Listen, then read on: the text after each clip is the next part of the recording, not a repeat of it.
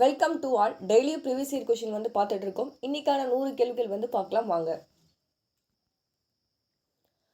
அந்த ஏழை குழந்தையின் கண்கள் குளித்தாழ்ந்து காணப்படுகிறது. இது என்ன அப்படின்னு கேட்குறாங்க. இலக்கண குறிப்பு சொல்லியிருக்காங்க. இலக்கண குறிப்பு என்ன அப்படின்னா ஒரு பொருட்பன்மொழி. ஒரு பொருட்பன்மொழினா என்ன அப்படின்னா ஒரே பொருள் தரும் 2 வார்த்தைகள் தான் என்ன சொல்லுவாங்க அப்படின்னு பார்த்தீங்கன்னா குளித்தாழ்ந்து அப்படின்னு சொல்லி ஒரே பொருளை தரும் 2 வார்த்தைகள் தான் என்ன சொல்லுவாங்க அப்படின்னா ஒரு பொருட்பன்மொழி. அப்போ பெயரச்சம்னா ஆ வந்திருக்கும், முற்றச்சம்னா உங்களுக்கே தெரியும் முற்று பெற்று அந்த சொல் வந்து முடிஞ்சிருக்கும். அடுத்தது வினையச்சம் அப்படின்னு பார்த்தீங்கன்னா ஊல வந்து முடியும். நம்ம ஈஸியாக வந்து போட்டுடலாம். ஒரு பொருட்பன்மொழி அப்படின்னு பார்த்தீங்கன்னா 2 வார்த்தைகள் வந்து ஒரு பொருள் வந்து தரும் 2 வார்த்தைகள் அதுதான் வந்து சொல்கிறாங்க. தை திங்கள் என்பது எந்த பெயரை குறிக்கும் அப்படின்னா திங்கள். தை திங்கள் அப்படின்னாலே அதுவே கண்டுபிடிச்சிடலாம், காலப்பெயரை வந்து கிடைக்கும். அடுத்து சொற்களை ஒழுங்குபடுத்த சொல்லியிருக்காங்க. ஆற்றல் நிரம்பிய சொற்கள் கவிதை தாமாக பொங்கி வழிவதுதான். ஆப்ஷன் டி, ஆற்றல் நிரம்பிய சொற்கள் தாமாக பொங்கி வழிவதுதான் கவிதை. சொற்களை அரேஞ்ச் பண்ண சொல்லியிருக்காங்க. விநாயகர் குறைபாடா கொலை கூழுடை கொலை அப்படின்னா கொலை கொல்ல குறைபடா கூழுடை விநாயகர் அப்படின்னு சொல்லி நம்ம சொற்களை அரேஞ்ச் பண்ணி எழுதலாம். சுற்றம் சீர்தூக்கு சிந்தனை சாட்டை சங்கு இதை இப்போ கொடுத்துட்டாங்களே, நம்மளை அகரவரிசைப்படுத்த சொல்லியிருக்காங்க. அப்போ என்ன இல்லை சா சா சி சி சூ சூ, அடுத்தது சா சா கா ஞா சா ஞா டா நா தா, அடுத்தது தா வரிசையில் வந்து எழுதியிருக்காங்க. ஓகேவா, தா சூ வரிசையில் வந்து எழுதியிருக்காங்க. ஆப்ஷன் டி வந்து வரும்.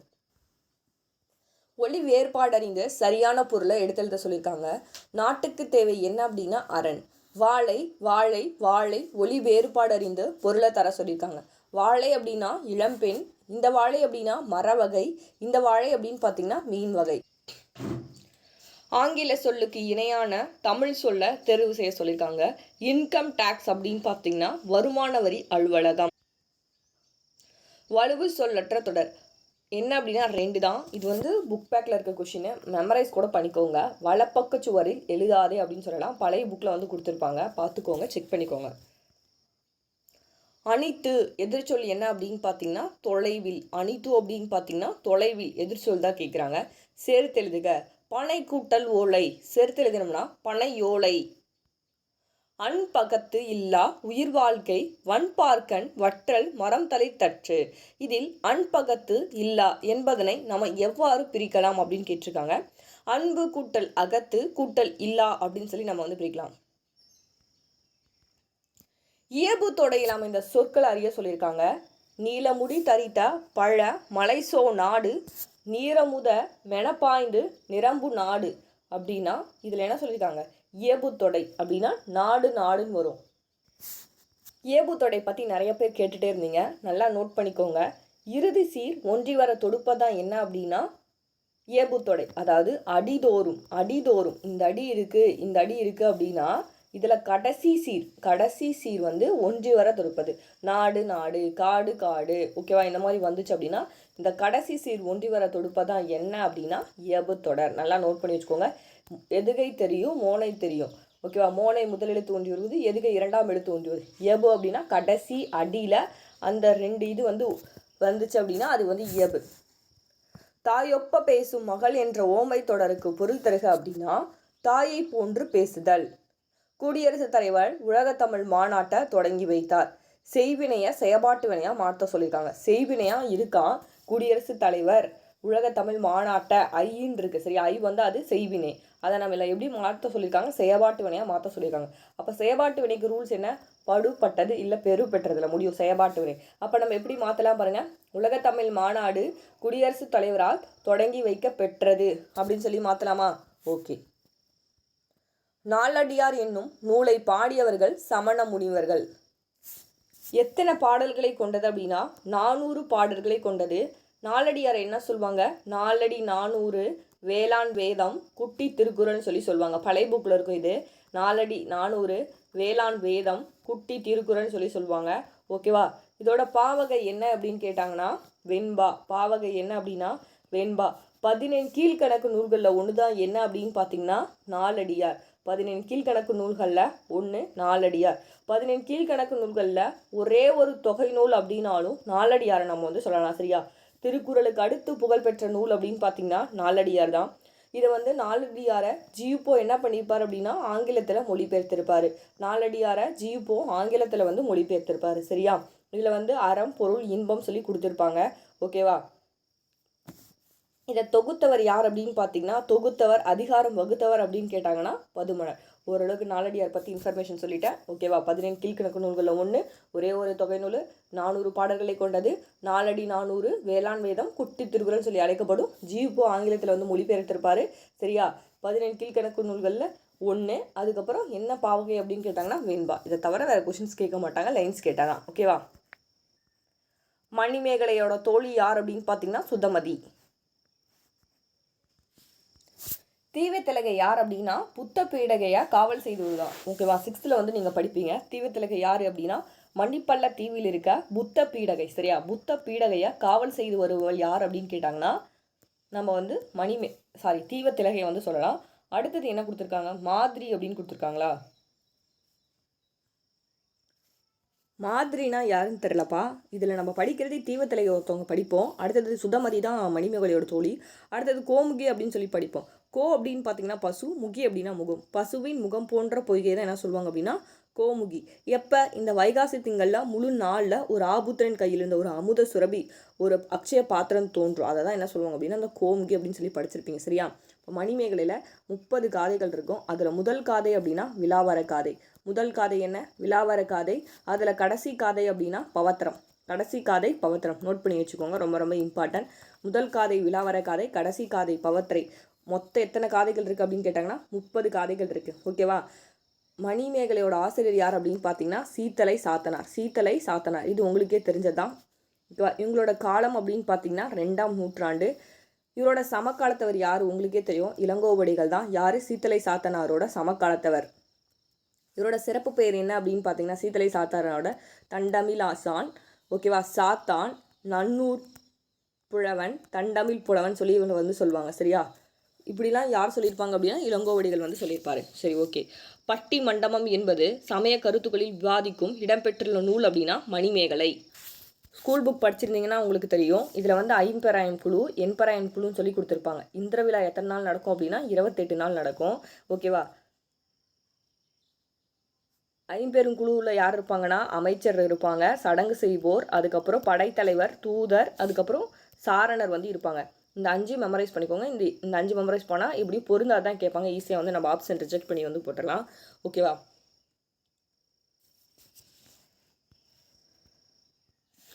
புறநானூற்றில் உள்ள புறத்திணைகளோட எண்ணிக்கை எத்தனை அப்படின்னு கேட்குறாங்க. 11. சரியா? 11. புறநானூற்றில் உள்ள அடிகள் அப்படின்னு கேட்டாங்கன்னா 4 அடி சிறுமையும் 40 அடி பெருமையும் கொண்டதுன்னு உங்களுக்கு தெரியும். சரியா? இதை ஜியுப்போ வந்து ஆங்கிலத்தில் மொழிபெயர்த்திருப்பாரு. ஜியுப்போ ஆங்கிலத்தில் மொழிபெயர்த்திருப்பாரு. புறநானூற்றுக்கான தெய்வம் அப்படின்னு பார்த்தீங்கன்னா சிவனை வந்து நம்ம சொல்லலாம். கடவுள் வாழ்த்து பாடியவர் யார் அப்படின்னு பார்த்தீங்கன்னா பாரதம் பாடிய பெருந்தேவனார். கடவுள் வாழ்த்து பாடியவர் யார்? பாரதம் பாடிய பெருந்தேவனார். இதோட பாவகை என்ன அப்படின்னு கேட்டாங்கன்னா அகவற்பா. பாவகை என்ன அப்படின்னு கேட்டாங்கன்னா அகவற்பா. சரியா? இதோட புறநானூற்றோட வேறு பேர்கள் என்ன அப்படின்னா புறம் பாட்டு. ஓகேவா? இந்த பேரில் நோட் பண்ணி வச்சுக்கோங்க. புறம் பாட்டு, தமிழர் கருவூலம் சொல்லி சொல்லுவாங்க. புறநானூற்றோட வேறு பேர்கள் என்ன அப்படின்னா புறம் பாட்டு, தமிழரோட கருவூலம் அப்படின்னு சொல்லி சொல்லுவாங்க. சரியா? இதில் நமக்கு என்ன கொஷின்ஸ் கேட்டிருக்காங்கன்னா புறநானூற்றில் உள்ள புறத்துணைகளோட எண்ணிக்கை தான் கேட்டிருக்காங்க. இதில் 11 புறத்துணைகள் வந்து இருக்குது. எத்தனை துறைகள் இருக்குது அப்படின்னு பார்த்தீங்கன்னா துறைகள் அப்படின்னு கேட்டாங்கன்னா 65 துறைகள் இருக்குது. சரியா? துறைகள் எத்தனை இருக்குது அப்படின்னு கேட்டாங்கன்னா என்ன பண்ணணும்? நீங்கள் 65 துறைகள் அப்படின்னு சொல்லி எழுதணும். சரியா? புறநானூறு எப்படி பிரிக்கலாம்? புறம் கூட்டல் 4 கூட்டல் 100 அப்படின்னு சொல்லி பிரிக்கிறோம். சரியா? இது வந்து 9th 12th படிப்பீங்க. புறநானூற்றை எப்படின்னா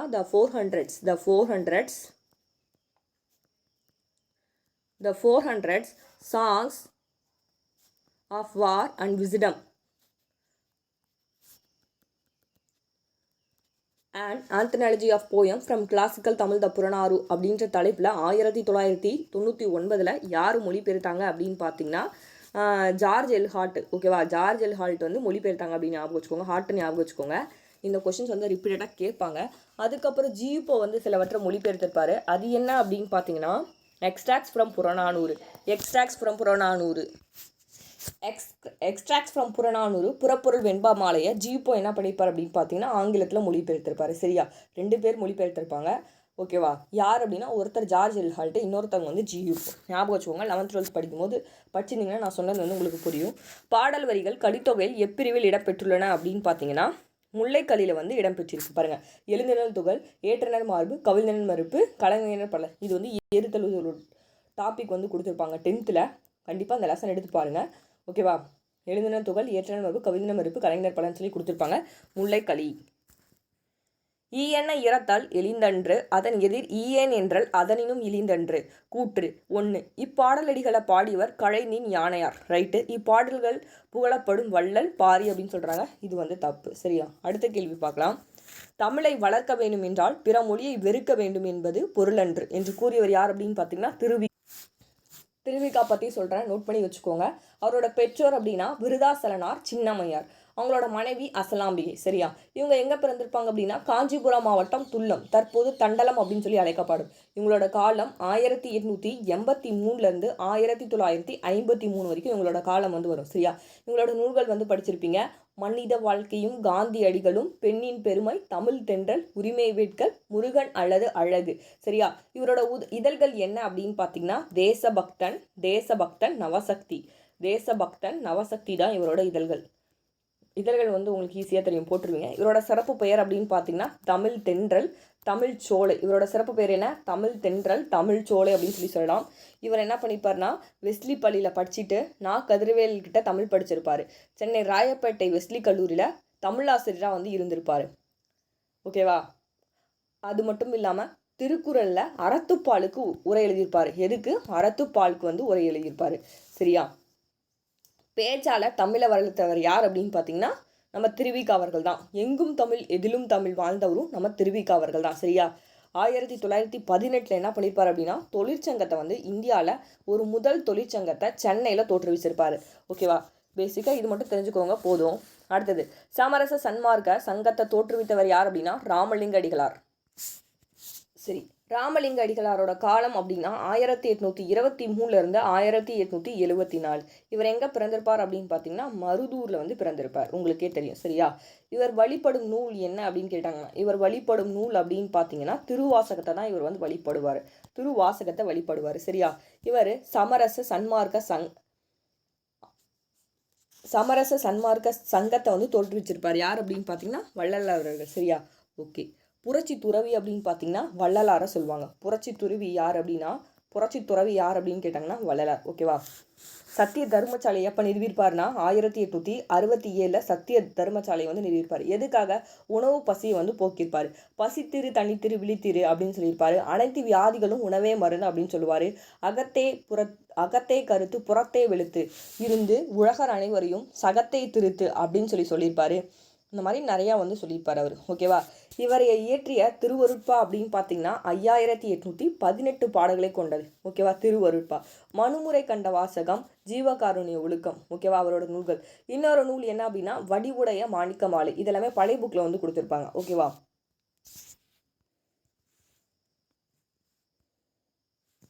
அடுத்தது இனிப்பு அப்படின்னு பார்த்தீங்கன்னா வளம், துவர்ப்புனா என்ன வரும்? ஆற்றல், புளிப்பு அப்படின்னா இனிமை, கார்ப்பு அப்படின்னு பார்த்தீங்கன்னா உணர்வு அப்படின்னு சொல்லி வரும். தமிழ் இனத்தை சேர்ந்தோர் குடியரசுத் தலைவர்களாக தேர்ந்தெடுக்கப்பட்டுள்ள நாடுகள் அப்படின்னா சிங்கப்பூர்லேயும் மொரிசியஸ். தமிழ் பல்கலைக்கழகத்தின் தமிழன்னை விருது பெற்ற பெருமைக்குரியவர் யார் அப்படின்னு பார்த்தீங்கன்னா கவிக்கோ அப்துல் ரகுமான். நமக்கு அப்துல் ரகுமான் பற்றி புக்கில் வந்து ஸ்கூல் புக்கில் இருக்காது. சிலபஸ் வைஸ் பார்த்தீங்க அப்படின்னா தமிழறிஞர் தமிழ் தொண்டுகளில் புது கவிதையில் வந்து அப்துல் ரகுமான் அவர்கள் பற்றி கொடுத்துருப்பாங்க. ஓகேவா, சரி. தமிழ் பல்கலைக்கழகத்தின் தமிழன்னை விருது வாங்கினவர் யார் அப்படின்னு பார்த்தீங்கன்னா கவிக்கோ அப்துல் ரகுமான். ஓகேவா, இவரோட காலம் அப்படின்னு பார்த்தீங்கன்னா 1937 இவரோட காலம். சரியா, இவரோட பணி என்ன அப்படின்னா வாணியம்பாடி இஸ்லாமிக் கல்லூரியில் தமிழ்துறை தலைவராக வந்து இருந்திருப்பார். என்னவா இருந்திருப்பார்? தமிழ்துறை தலைவராக வந்து இருந்திருப்பார். இவரோட பட்டம் அப்படின்னு பார்த்தீங்கன்னா இவர் என்ன பட்டம் வந்து வாங்கியிருப்பார் அப்படின்னு பார்த்தீங்கன்னா கவிக்கோ அப்படின்னு சொல்லி பட்டம் வந்து வாங்கியிருப்பார். இவர் பெற்ற விருதுகள் அப்படின்னு பார்த்தா பாரதிதாசன் விருது வந்து வாங்கியிருப்பார். அடுத்தது என்ன அப்படின்னா தமிழ் அண்ணா விருது வந்து வாங்கியிருப்பார். சரி, 1937 அவரோட காலம். தமிழ்துறை தலைவராக இருந்திருப்பார். அவரோட பணி பட்டம் வந்து கவிக்கோன்னு சொல்லி பட்டம் வந்து வாங்கியிருப்பார். இவர் பெற்ற விருதுகள் அப்படின்னு பார்த்தா பாரதிதாசன் தமிழ் அண்ணா விருது வந்து வாங்கியிருப்பார். சரியா, இவரோட கவிதை நூல் அப்படின்னு பார்த்தீங்கன்னா பால்வீதி நேயர் விருப்பம். பால்வீதி நேயர் விருப்பம் சரியா. அவரோட ஆய்வு நூல் அப்படின்னு கேட்டாங்கன்னா புதுக்கவிதையில் குறியீடு. ஆய்வு நூல் அப்படின்னு பார்த்தீங்கன்னா புதுக்கவிதையில் குறியீடு. ஸ்கூல் புக்கில் இருக்குன்னு நினைக்கிறேன். 11th 12th படிப்பீங்க. சாரிப்பா இல்லைன்னு சொல்லிட்டேன். இவரது ஆலாபனை என்னும் நூல். இவருக்கு ஆலாபனைன்னு சொல்லி இருக்க நூல் தான் என்ன அப்படின்னா சாகித்ய அகாதமி விருது வந்து கொடுத்துருப்பாங்க. ஆலாபனை நூலுக்கு தான் சாகித்ய அகாதமி விருது வந்து கொடுத்துருப்பாங்க. ரொம்ப ரொம்ப இம்பார்ட்டன்ட். வானம்பாடி கவிஞர்களில் ஒருவர் யார் அப்படின்னு பார்த்தீங்கன்னா வானம்பாடி கவிகள் ஒருவர் அப்படின்னு பார்த்தீங்கன்னா நம்ம அப்துல் ரஹ்மான் சொல்லலாம். சரி, இன்னொரு கொஸ்டின்ஸ் கேட்குறேன். திராவிட நாட்டின் வானம்பாடின்னு சொல்லி யாரை சொல்லுவாங்க? கீழே கமெண்ட் பாக்ஸில் கமெண்ட் பண்ணுங்கள். ஆற்காடு என்பது எந்த மரங்கள் சூழ்ந்த பகுதி அப்படின்னு பார்த்தீங்கன்னா அத்தி மரங்கள். ஓகேவா. அண்ணல் அம்பேத்கரை பகுத்தறிவு செம்மல், மக்களின் மாபெரும் வழிகாட்டி என புகழாரம் சூட்டியவர் தந்தை பெரியார் அவர்கள் தான். காமராஜர் சட்டமன்ற உறுப்பினராக தேர்ந்தெடுக்கப்பட்ட ஆண்டு 1937. அரிக்கால் மாறிய அங்கன் அகழ்வாய் இவ்வடியில் அமைந்துள்ள மோனை அப்படி எடுத்தெழுத சொல்லியிருக்காங்க சரியா. மோனை அப்படின்னு பார்த்தீங்கன்னா நம்மளுக்கு முதலெழுத்து ஒன்றி வருவதுதான் சரியா. மேற்கதுவாய்னா 1 3 4 பார்க்கணும். இது பாருங்க, இது 1, அடுத்தது 3, அடுத்தது 4 சரியா. அதில் முதல் எழுத்து ஒன்றி வருதான்னு பாருங்க. முதல் எழுத்து ஒன்றி வந்திருக்கா. அப்போ இது என்ன சொல்லுவாங்க? மேற்கதுவாய். நீங்கள் மோனை எதுக்கை ஷார்ட்கட் போட்டு படித்து வச்சுருப்பீங்க. இப்போ சிஎம் கேஎம் ஆக போகிறாருன்னு சொல்லிட்டு இப்போ சிஎம் கேஎம் ஆக போகிறாரு. ஓகேவா. இந்த மாதிரி படிச்சிருப்பீங்க. ஐ அப்படின்னா இணை, பி அப்படின்னா பொழிப்பு, ஓ அப்படின்னா ஒருவு, கே அப்படின்னா மேற்கதுவாய். ஓகேவா. அதுக்கப்புறம் மேற்கதுவாய். இந்த மாதிரி நீங்கள் ஷார்ட்கட் போட்டு படிச்சிருப்பீங்க. இந்த ஷார்ட்கட் வந்து பாருங்கள். என்னோடய சேனலே வீடியோஸ் கூட இருக்கும், நான் சொல்லி தந்திருப்பேன். ஆறுமுகன் நாவலாரை வசனட கைவந்த வள்ளலார் என பாராட்டியவர் யார் அப்படின்னு பார்த்தீங்கன்னா பரிதிமார் கலைஞர் தான் பாராட்டியிருப்பார். தமிழ் மொழியை வடமொழியின் வல்லன்மை என்றும் மீட்டதற்காகவே இறைவன் என்னை படைத்தான் என்று கூறியவர் யார் அப்படின்னு பார்த்தீங்கன்னா தேவனை.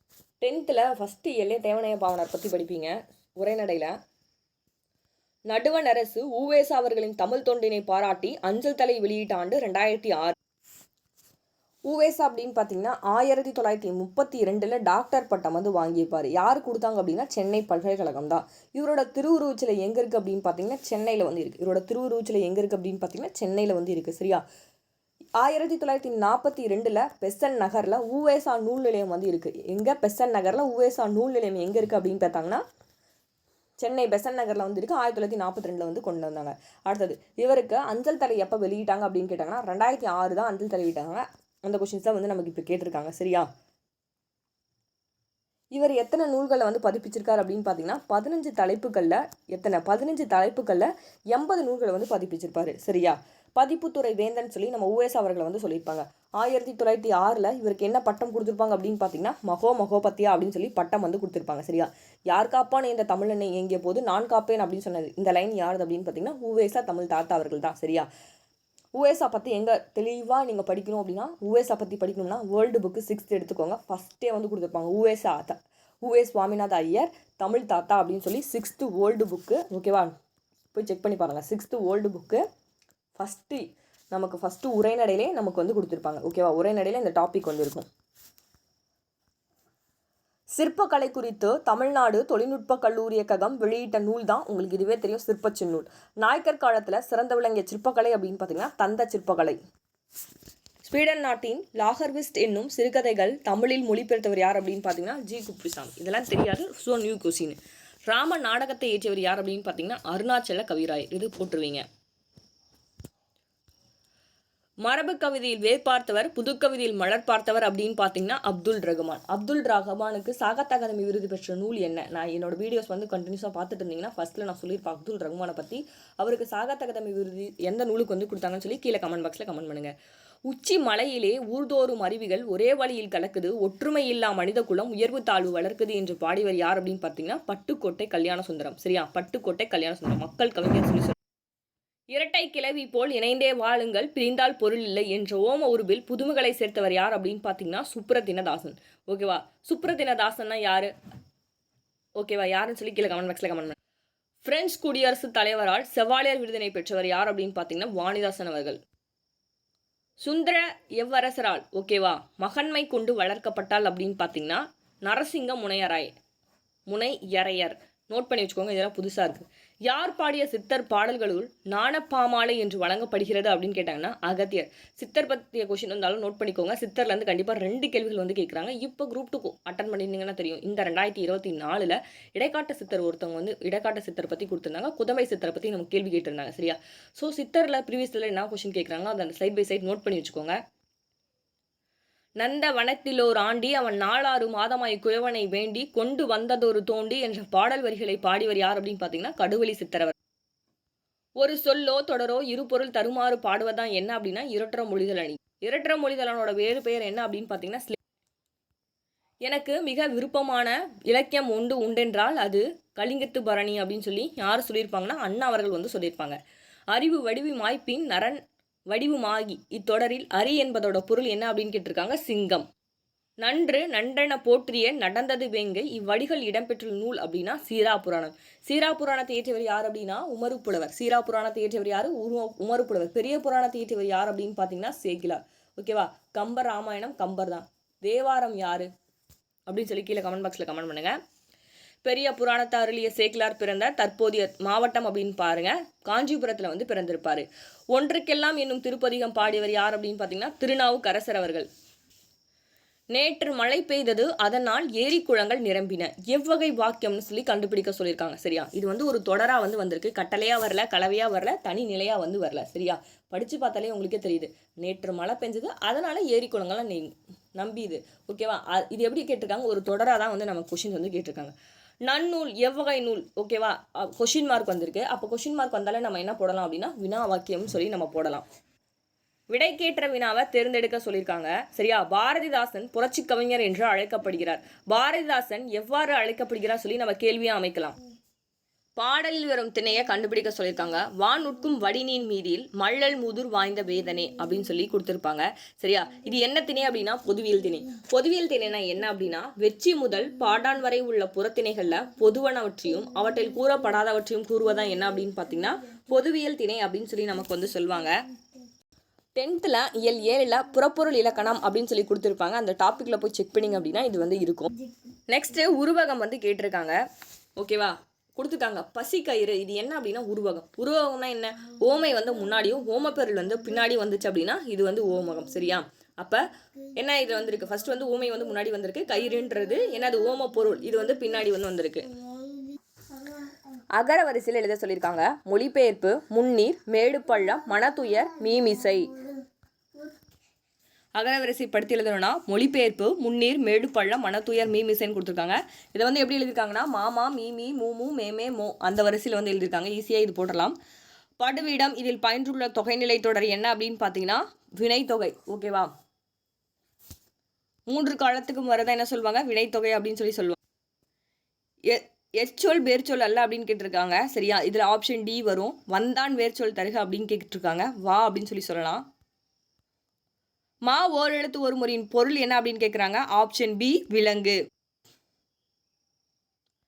வலுவு சொல் இல்லாத தொடர் எடுத்தெழுத சொல்லியிருக்காங்க. எடுத்தெழுதணும் அப்படின்னா ஆப்ஷன் டி சென்னைக்கு அருகில் இருப்பது மதுரை அன்று அப்படின்னு சொல்லி சொல்லலாம்.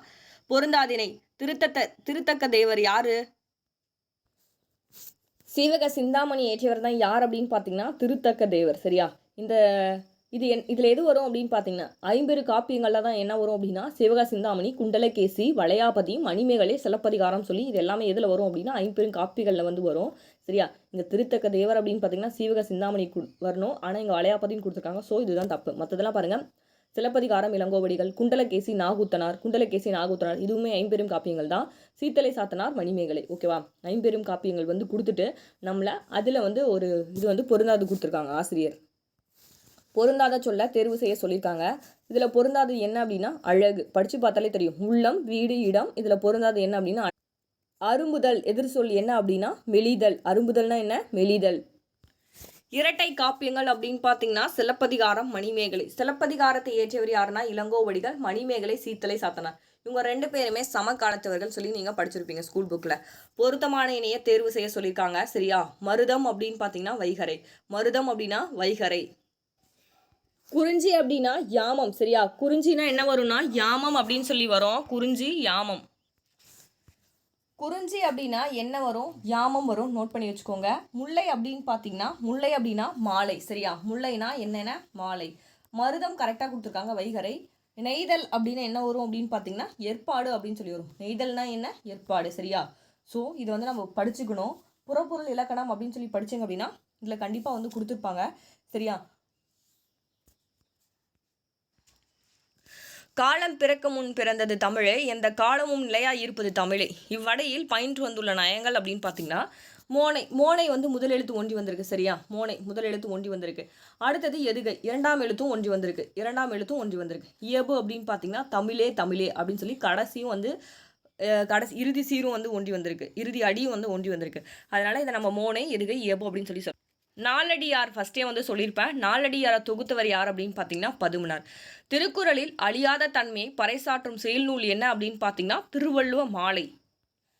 அள்ளற்று ஆற்றாது அழுவாளை கண்டு ஏங்கி மள்ளல் மதுரையார் எல்லாரும் தாம் மயங்கி இப்பாடலடிகள் இடம்பெற்றுள்ள நூல் என்ன அப்படின்னா சிலப்பதிகாரம். சிலப்பதிகாரத்தை இயற்றியவர் யார் அப்படின்னு பார்த்தீங்கன்னா இளங்கோவடிகள். சிலப்பதிகாரத்தை இயற்றியவர் யார் அப்படின்னு பார்த்தீங்கன்னா இளங்கோவடிகள். அடுத்தது மணிமேகலை அப்படின்னா சீத்தலை சாத்தனார். குண்டலகேசி வந்து நா கூத்தனார். குண்டலகேசி யார் அப்படின்னு பார்த்தீங்கன்னா நா கூத்தனார். சரியா? வளையாபதிக்கு ஆசிரியர் வந்து கிடையாது. வளையாபதிக்கு ஆசிரியர் வந்து கிடையாது. சரியா? அதே சிலப்பதிகாரத்தில் 3 காண்டம் 30 காதைகள் வந்து இருக்கும். சரியா? மணிமேகலையில் 30 காதைகள் மட்டும்தான் இருக்கும். அடுத்தது வளையாபதியில் 72 செயல்கள் வந்து இருக்கும். அதுவே குண்டலகேசியில் அப்படின்னு பார்த்தீங்கன்னா 19 பாடல்கள் வந்து இருக்கும். வளையாபதியில் அப்படின்னு பார்த்தீங்கன்னா 72 செயல்கள் வந்து கொடுத்துருப்பாங்க. சரியா? எக்ஸ்ட்ரா டேட்டாஸ் இதெல்லாம். நீலகேசி ஒரு சமண காப்பியம். குண்டலகேசி என்னும் நூலுக்கு மறுப்பாக எழுதப்பட்டதா நீலகேசி. ரைட்டு தான். சரியா? கூற்று 1 கடலுள் மாய்ந்த இளம்பெரும் வழுதி என்ற புலவர் கடற் செலவு ஒன்றில் இறந்து போனவர். ரைட்டு தான். இவர் புறநானூற்றில் ஒரு பாடலையும் பரிபாடலில் ஒரு பாடலையும் வந்து பாடிப்பார். பரிபாடல் 10th வந்து படிப்பீங்க. பரிபாடல் கீராந்தையார் அப்படின்னு சொல்லி படிப்பீங்க. தமிழர் வாழ்வில் கருவூலம் எது அப்படின்னு பார்த்தீங்கன்னா புறநானூறு தான். புறநானூரை பற்றி நல்லா படித்து வச்சுக்கோங்க. கேள்விகள் வந்து அதிகமாக கேட்குறாங்க. தமிழுக்கு கதி அப்படின்னு பார்த்தா போற்றப்படும் 2 நூல்கள் திருக்குறளும் கம்பர் ராமாயணம். மலை உருவி மரம் உருவி மண் உருவிற்று ஒருவாளி இவ்வரி இடம்பெற்றுள்ள நூல் என்ன அப்படின்னா ராமாயணம். சரியா? பெரிய புராணம் சேக்கிலார். கலிங்கத்து பரணி ஜெயம் கொண்டார். ஓகேவா? அரிசியும் மயில் தோகையும் சந்தனமும் தமிழகத்திலிருந்து அனுப்பப்பட்ட நாடுகள் அப்படின்னு கேட்டாங்கன்னா கிரேக்கம், ரோமபுரி, எகிப்து. யானையின் உருவத்தை செதுக்குவதில் கை தேர்ந்த சிற்பிகள் யாரு அப்படின்னா பல்லவர் காலத்து சிற்பிகள் தான். தில்லையாடி வள்ளியம்மை. இதில் தில்லையாடி என்பது அப்படின்னு பார்த்தீங்கன்னா வள்ளியம்மை தாயார் பிறந்த ஊர் தான் தில்லையாடி அப்படின்னு சொல்லி சொல்கிறாங்க. காந்தியடிகளால் தத்தெடுக்கப்பட்ட மகள் என்று அன்புடன் அழைக்கப்பட்டவள் அம்புஜத்தம்மாள். அம்புஜத்தம்மாள் காலம் அப்படின்னா அம்புஜத்தம்மாள் பிறப்பு 1899 பிறந்திருப்பாரு. பெண்ணடிமைக்கு எதிராக குரல் கொடுத்தவங்க தான் யார் அப்படின்னு பார்த்தீங்கன்னா நம்ம அம்புஜத்தம்மாள். மகாகவி பாரதியார்களை பாடி விடுதலை உணர்வை வந்து ஊட்டியிருப்பாங்க.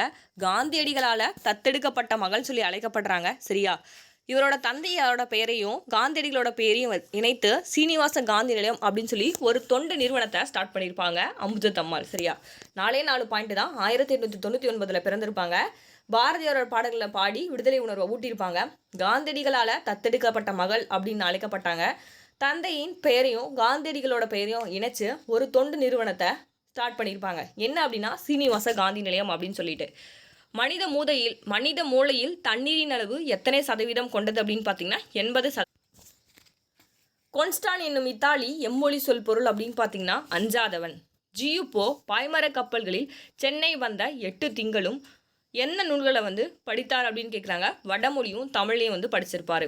ஒப்புரவு என்றோட பொருள் என்ன அப்படின்னா ஊருக்கு வந்து கொடுக்கறது தான் என்ன அப்படின்னா ஒப்புரவோட பொருள். வள்ளை அப்படின்றது இன்னிசை பாடல் யாரால் பாடப்படும் அப்படின்னு பார்த்தீங்கன்னா பெண்களால். வள்ளை அப்படின்னா நெல் குத்தும் போது பாடும் பாட்டு அப்படின்னு சொல்லி படிச்சிருப்பீங்க. அதை வச்சு தான் இந்த கொஷின்ஸ் வந்து போடணும். அப்போ நெல் குத்தும் போது யார் பாட்டு பாடுவாங்க? பெண்கள் தானே நெல் குத்துவாங்க. ஸோ அப்போ பெண்கள். இப்படி யோசிச்சு வந்து இந்த கொஷின். பரிதிமார் கலைஞரோட தனிப்பாசுர தொகை என்னும் நூலை ஆங்கிலத்தில் மொழிபெயர்த்தவர் யார் அப்படின்னு பார்த்தீங்கன்னா ஜியுப்போ அவர்கள் தான். வீரமாமுனிவரின் தமிழ் முனிவர்களில் ஒருவராக விளங்குகிறார் என புகழ்ந்தவர் யார் அப்படின்னு பார்த்தீங்கன்னா ராபி சேதுப்பிள்ளை அவர்கள் வந்து வீரமாமுனிவரை பற்றி புகழ்ந்திருப்பாங்க. தமிழ் வழங்கிய எல்லையினை வேங்கடம், குமரி, தீம்புணர், பௌவனன், நரந்தான் கெல்லை என்று வரையறுத்தவர் காக்கை பாடினியார். இந்த கொஷின் பாருங்கள், ப்ரீவியஸ் இயர் கொஷின். இப்போ குரூப் 2 நடந்த 2024 குரூப் 2ல் இந்த கேள்வி வந்து கேட்டிருந்தாங்க. ஒரு 3 கூற்று கொடுத்துட்டு இதில் எது சரியானது அப்படின்னு சொல்லி சரியானதை மட்டும் எழுத சொல்லியிருந்தாங்க. அதில் 1, 2 தான் சரி, 3 வந்து அதில் தப்பு. பாருங்கள், சங்க இலக்கியங்கள் மொத்தம் எத்தனை அடிகள் அப்படின்னா 26,350 அடிகள். இந்த கொஷின் வந்து அப்படியே கேட்டிருந்தாங்க. சங்க இலக்கியத்தோட மொத்த அடிகள் அப்படின்னா 26,350 அடிகள்னு சொல்லிட்டு கேட்டிருந்தாங்க. சரிங்களா? எதுக்காக நம்ம ப்ரீவியஸ் இயர் கொஷின் படிக்கணும்னா அதுலேருந்து ஒரு கேள்வி வரும். ஓகேவா? அதுலேருந்து ஒரு கேள்வி வந்ததுன்னா நம்ம ஈஸியாக போட்டுடலாம். இப்போ சங்க இலக்கியங்களில் எத்தனை அடிகள் இருக்குன்னா கேட்டால் நமக்கு காமனாகவே தெரியாது. ஏதாவது நம்ம ப்ரீவியஸ் இயர் கொஷின் பார்த்தா தான் இப்படிலாம் கொஷின் கேட்குறான்னு தெரியும். அவன் என்ன பண்ணிட்டான் அப்படின்னா இன்னும் 2 சேர்த்தை வந்து கேட்டு வச்சு நமக்கு வந்து கொஷின்ஸ் கேட்டுட்டாங்க. நாடக சாலையொத்த நற்கலாச்சாலை என்று நீடுலகில் உண்டோ நிகழ்த்து என்று கூறியவர் யார் அப்படின்னு பார்த்தீங்கன்னா கவிமணி தேசிய விநாயகனார். ஆனந்தரங்கன் நாட்குறிப்பர் தரவாக கொண்டு எழுதப்பட்ட நாவல் தான் என்ன அப்படின்னா வானம் வசப்படும். ஆலாபனை என்னும் கவிதை தொகுப்பிற்கு சாகித்ய அகாதமி விருது பெற்றார். ஓகேவா? ஃபஸ்ட்டே நம்ம வந்து பார்த்தோம், அப்துல் ரஹ்மான்லேருந்து 2 கொஷின்ஸ் வந்து கேட்டுட்டாங்க. ஆலாபனை நூலுக்கு சாகித்ய அகாதமி வந்து கொடுத்துருப்பாங்க. ஓகேவா? நான் ஏற்கனவே வந்து சொன்னேன், உங்களை கமெண்ட் பாக்ஸ்லேயே கமெண்ட் பண்ண சொன்னேன். மோகனரங்கன் பிறந்த ஊர் அப்படின்னு பார்த்தீங்கன்னா ஆலந்தூரில் வந்து பிறந்திருப்பார். கல்லை பிசைந்து கனியாக்கும் செந்தமிழின் சொல்லை மணியாக தொடுத்து என்ற தாலாட்டு பாடலை பாடியவர் யார் அப்படின்னு பார்த்தீங்கன்னா கவிமணி தேசிய விநாயகம். சரியா? 6th அதுக்கப்புறம் 7th வந்து கவிமணி பற்றி படிப்பீங்க. கவிமணி தேசிய விநாயகம், லைட் ஆஃப் ஆசிய ஜோதி என்னும் நூலை தெளிவு எழுதப்பட்டது அப்படின்னு சொல்லி படிப்பீங்க. ஓகேவா? கவிமணி தேசிய விநாயகம் பிள்ளையோட நூல்கள் அப்படின்னு பார்த்தீங்கன்னா மருமக்கள் வழி மான்மியம், கதர் பிறந்த கதை. ஓகேவா? இதெல்லாமே நீங்கள் படிச்சிருப்பீங்க. ஸோ கவிமணி பற்றி தெரியும். 30 ஆண்டுகள் வந்து 36 வருஷம் பள்ளி பேராசிரியர் பணியாற்றிருப்பான்னு தெரியும். 20ஆம் நூற்றாண்டில் வாழ்ந்த கவிஞர்னு உங்களுக்கு தெரியும். பட் ஆனால் இந்த லைன்ஸ்லாம் வந்து தெரியாது. ஸோ லைன்ஸ்லாம் நோட் பண்ணி வச்சுக்கோங்க. பாரதிதாசன் எழுதிய பிசிராந்தர் என்னும் நூல் ஒரு என்ன நூல் அப்படின்னு பார்த்தீங்கன்னா நாடக நூல். சரியா? இந்த பிசிராந்தருக்கு சாகித்ய அகாதமி விருது வந்து கொடுத்துருப்பாங்க. எப்போ கொடுத்தாங்க அப்படின்னு சொல்லி கீழே கமெண்ட் பாக்ஸில் கமெண்ட் பண்ணுங்க. பொறுத்துக்க பாருங்க. குயில் பாட்டு அப்படின்னு பார்த்தீங்கன்னா பாரதியார், அழகின் சிரிப்பு பாரதிதாசன், துறைமுகம் அப்படின்னா சுரதா, பால்வீதி அப்துல் ரகுமான். ஓகேவா? பால்வீதி அப்துல் ரகுமான். நரகத்தில் இடர்பட்டோம் நடலை இல்லோம் இக்கூட்டில் நடலை என்னும் சொல் பொருள் என்ன அப்படின்னா துன்பம். நடலை அப்படின்னா துன்பத்தை வந்து சொல்றாங்க. பாஞ்சாலி சபதத்தில் இடம்பெற்ற பாடல்களோட எண்ணிக்கை அப்படின்னா 412 பாடல்கள் வந்து இருக்கு. ஓகேவா? பலப்பட்ட சொக்கநாத பிள்ளை எழுதிய மற்றொரு தூது நூல் என்ன அப்படின்னா தென்றல் விடு தூது. அவர் எழுதிய மற்றொரு தூது நூல் என்ன அப்படின்னா தென்றல் விடு தூது. தஞ்சை வேத விநாயக சாஸ்திரியார் அவர்களோட ஆசிரியர் என்ன அப்படின்னா ஸ்வாட்ஸ் பாரதியார். உத்தரகாண்டம் என்னும் பகுதியை இயற்றியவர் யார் அப்படின்னு பார்த்தீங்கன்னா ஒட்டக்கூத்தர் தான். சரியா? கம்ப ராமாயணத்தில் 6 காண்டங்கள் இருக்குது. இதில் 7வது காண்டமாக ஒட்டக்கூத்தர் என்ன பண்ணியிருப்பார் அப்படின்னு பார்த்தீங்கன்னா உத்தரகாண்டத்தை வந்து இயற்றியிருப்பார். சரியா? கம்பர் ராமாயணம் கம்பர் இயற்றியிருப்பார். கம்ப ராமாயணத்துக்கு என்ன பேர் வச்சிருப்பாரு? ராமவதாரம் அப்படின்னு சொல்லி கம்பர் வந்து பேர் வச்சிருப்பாரு. சரியா? குகன் உங்களுக்கு பற்றி தெரியும். சினுங்கி பேரும் என்னும் ஊரை சேர்ந்தவர் தான் குகன். ராமன் அப்படின்னு பார்த்தீங்கன்னா அனகன். இப்போ ரீசெண்டாக குரூப் 2 கொஸ்டின்ஸில் வந்து 2024 இந்த கேள்விகள் வந்து கேட்டிருந்தாங்க. ஓகேவா? ஓகேப்பா, இன்னைக்கான 100 கேள்விகள் வந்து முடிந்தது. ரொம்பவே பயனுள்ளதாக இருக்கும்னு நினைக்கிறேன். நன்றி, வணக்கம்.